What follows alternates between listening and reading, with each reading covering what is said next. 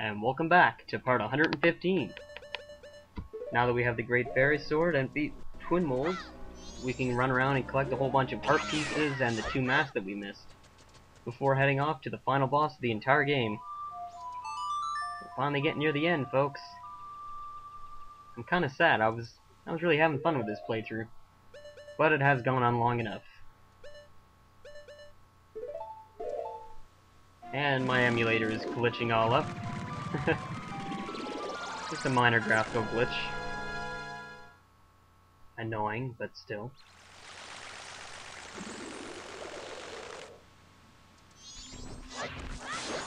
Gotta show off that Great Fairy Sword.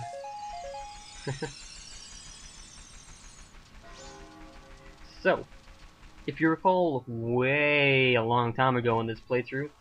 Oh, whoa, we got some marble hornets actually going on here. Well, anyway. If you remember a long time ago in this playthrough, I did the swamp shooting gallery in order to get a bigger quiver. Now I'm going to do it again in order to get a heart piece. Oh, the joy. And just as a small bit of complaining, this part took me like 10 tries to record because I kept failing at this stupid shooting gallery. Which is weird because I don't remember it being that hard, but I don't know. I guess it's harder than I remember.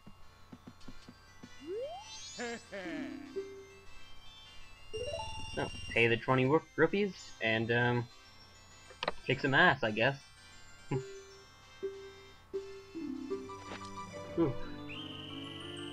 You do have to get a completely perfect score in order to get your heart piece. And the quiver, I think. I think you just have to get a perfect score twice. There's a kick in the balls, really. But oh well. No one ever said Nintendo liked to put effort into things. They did somewhat, but this part of the game is kind of lazy, making you do the same thing twice. There's a few other things that we're going to have to do twice in order to get a heart piece, but we'll get to those in later parts. For now, we're kicking ass at the Swamp Shooting Gallery. The Deku up on top of that mountain, as well as the one in the tree branch, they're there for the entire thing, so just get them whenever you have a free moment in between the other rounds. Oi, oi, oi. You have unlimited arrows, so just spam the crap out of them and try to get all of the Deku as soon as they appear. Because you will not get a perfect score unless you are amazing at this.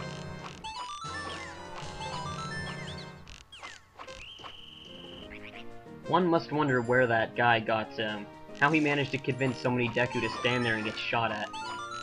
Because I'm pretty sure getting hit by an arrow really hurts. I imagine they get paid a lot.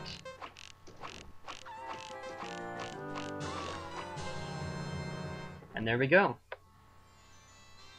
Now that we got perfect for the second time in the playthrough, we're gonna get a heart piece this time.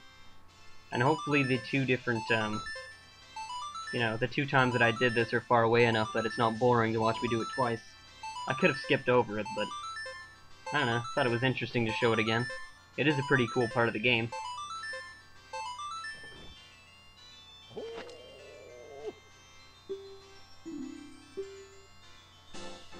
There we go, yet another heart piece. Just a few more and we'll have yet another heart container. And he says to tell your friends. Well, I'm fagballs and I don't have any friends, so don't worry about that.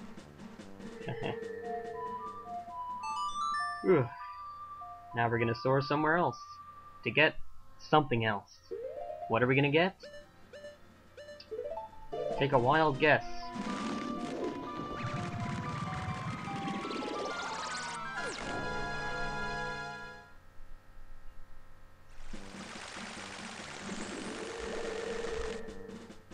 Right.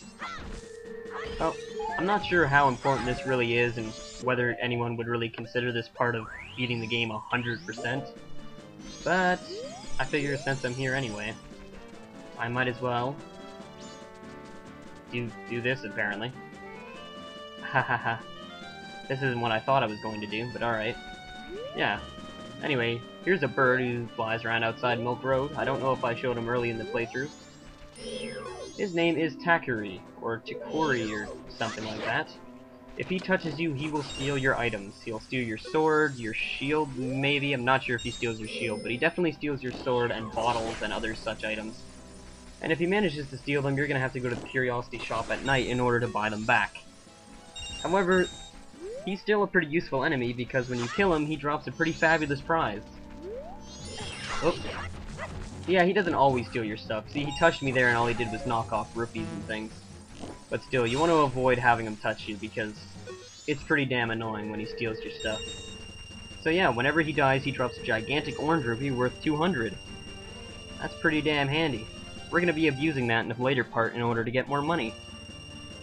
But for now, I'm going to do what I thought I was going to do before I killed the bird, which is knock Tingle out of the sky. With a light arrow.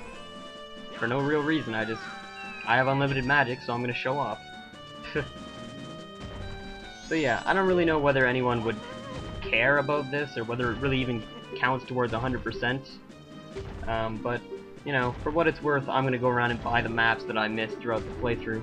Because it bothers me when my map is all fogged up and cloudy. It's not that cool. Great Bay, first of all. I could get one cheaper if I actually went to Great Bay, but I'm lazy and I have a ton of money anyway, so whatever. Limpa. Yep. Alright. Now we're gonna need at least one more map.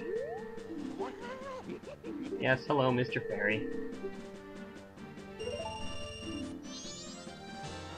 I gotta wonder if Nintendo is aware of all the unintentional innuendo with this guy. Mr. Fairy. Etc, etc. Alright. So, Clock Town is still cloudy. So, we're gonna sort of Clock Town and buy that map too. And then we'll be done my little obsessive-compulsive ramp around the world collecting all the maps. Mrrr.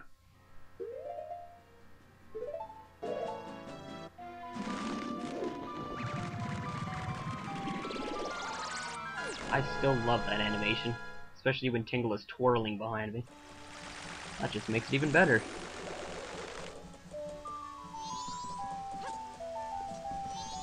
I don't think I've ever seen Rule 34 of Tingle.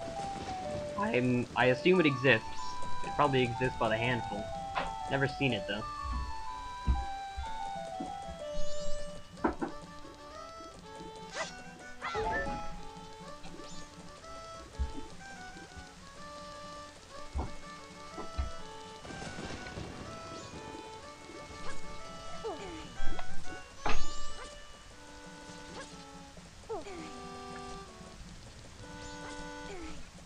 My roommate keeps walking in on me while I'm recording this. That's very annoying.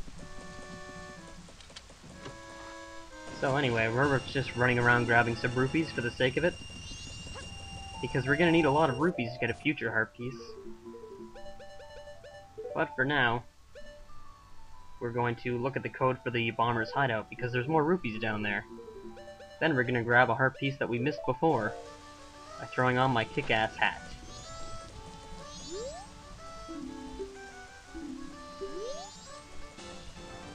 Not sure who deposited a piece of heart into the mailbox. A very stupid person, I assume. Regardless.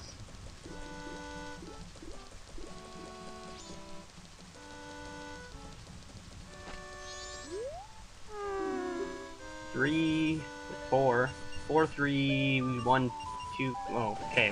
Whoa. I really don't remember the code at all, but apparently I remembered enough to get in. Oh. Yeah. I'm an idiot, don't worry about it.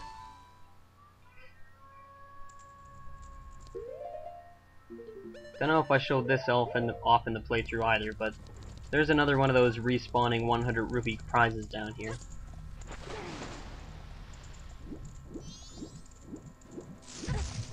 Also a little tip, if you ever want to attack someone as Human Link in the water, throw on the Blast Mask, because you can use it in the water too. And as far as I know, that's the only way to attack in the water unless you're Zora Link. So hey, I'm just gonna wait for this to recharge. And there we go.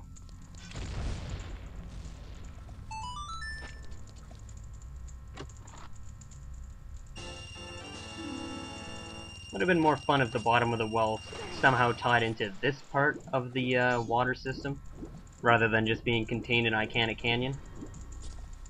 Just a thought. Would have been creepy to see a well used the same way they used it in Ocarina of Time. Now that was a cool well, in my opinion. Speaking of Ocarina of Time, because why the hell not? Everyone keeps saying that I should do an Ocarina of Time playthrough. I might eventually, but there are plenty of decent playthroughs of that already, unlike Majora's Mask. Well, there are probably some good ones of Majora's Mask now. It seems like a lot of them started while I was off, but regardless, there's a lot of good ones of Ocarina of Time anyway, so I don't know if I'm gonna bother doing my own. I might eventually do a Master Quest playthrough, just for shits and giggles, but that's a long way away. Right now I'm planning on doing maybe a Super Mario 64 playthrough, once I'm done this one, of course. But hey, if you want to see me do a Master Quest or an Ocarina of Time playthrough in the future, you should say something in the comments, because, I don't know, I kinda just do whatever people ask me to do. Unless it's something really impossible. Like I'm not gonna play I Wanna Be the Guy, as I said earlier. That's never gonna happen. Anyway. Now that we finally have an entire map filled with actual maps instead of clouds, let's get a heart piece that I missed before. Well, I didn't miss it, but you know, it's another Anduin Cafe mask. Throw on the Keaton mask and destroy all of these at once. Collect some of the rupees, and this thing appears.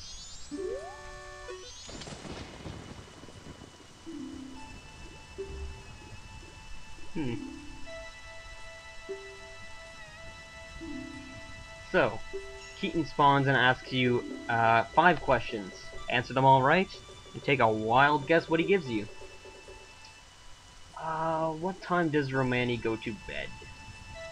I'm gonna take a wild guess and say 8. Okay. What bad habit does Anju have? She's quick to apologize. That one I know for certain, because she says sorry in every other sentence. Dermani is of which race? That is ridiculously easy. Come on, give me a hard one. What song does Romani teach you? The Song of the Field, naturally.